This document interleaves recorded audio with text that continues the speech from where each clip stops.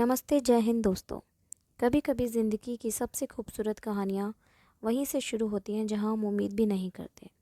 जैसे किसी मंदिर की सीढ़ियाँ जहाँ लोग मनोकामनाएं लेकर आते हैं, वहीं किसी का दिल किसी के लिए धड़क उठता है। ये कहानी है रोहित और रेखा की। दो अलग अलग जातियों से आने वाले, लेकिन एक दूसरे के लिए सब कुछ छोड़ देने वाले दो सच्चे दिलों की। मैं रोहित शर्मा, मेरी उम्र 28 साल है। मैं मिडिल क्लास ब्राह्मण परिवार से लखनऊ का रहने वाला। हर मंगलवार को मैं हनुमान मंदिर जाया करता था। माँ की मन्नत थी, लेकिन उस मंगलवार को कुछ अलग था। जैसे ही मैंने मंदिर की सीढ़ियाँ चढ़ी, सामने एक लड़की आती आरती की थाली लेकर खड़ी थी। पीला सूट, माथे पर छोटी सी बिंदी और आंखों में श्रद्धा। मैं कुछ पल के लिए ठहर गया। कौन है ये? मैंने खुद से पूछा। 3 हफ्ते तक मैंने उसे हर मंगलवार मंदिर में देखा। वो आती, पूजा करती और चुपचाप चली जाती। आखिरकार चौथे हफ्ते मैंने हिम्मत की।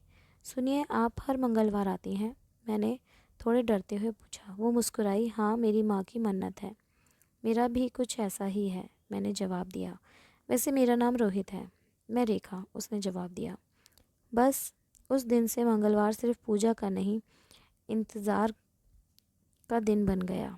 धीरे धीरे हमारी बातचीत बढ़ी। मंदिर के बाहर चाय की दुकान पर खड़े खड़े घंटों बातें करती। धीरे धीरे दोनों को एक दूसरे से प्यार होने लगा। मुझे पता चला कि रेखा एक लोअर कास्ट परिवार से थी। उसके पिता एक सरकारी स्कूल में चपरासी थे, लेकिन उसने खुद की पढ़ाई बीकॉम तक पूरी की थी। वो बहुत आत्मनिर्भर थी, लेकिन समाज के नियमों को लेकर डरी हुई थी।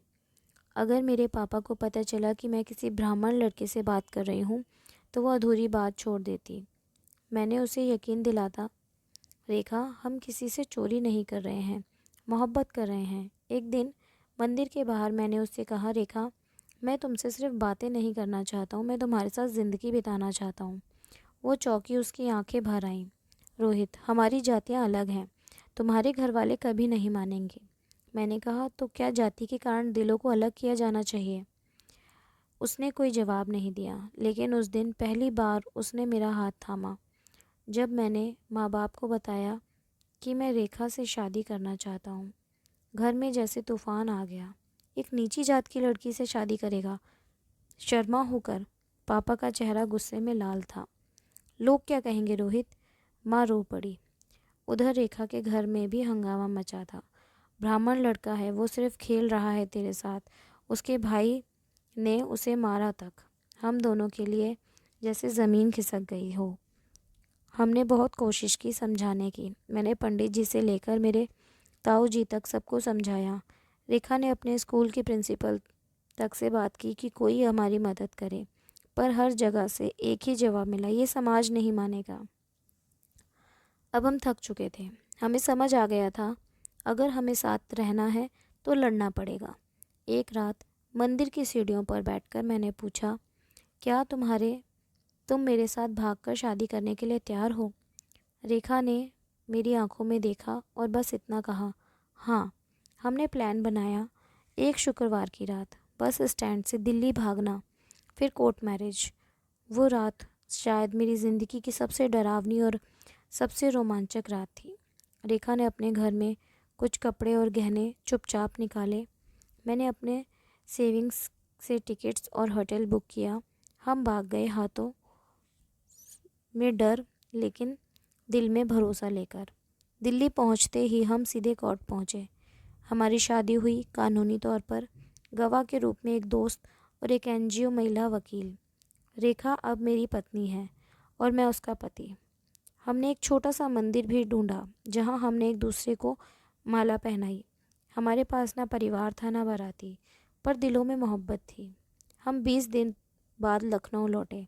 समाचार पूरे मोहल्ले में फैल गया, रोहित शर्मा ने नीची जाति से लड़की से शादी कर ली। कुछ रिश्तेदारों ने मुंह मोड़ लिया। कुछ ने कहा, ये तो खानदान की इज्जत मिट्टी में मिला दी। लेकिन कुछ ऐसे भी थे, जैसे मेरा छोटा भाई, मेरे कॉलेज का दोस्त, जिन्होंने कहा, भाई तुमने सही किया, प्यार कोई जात नहीं देखता।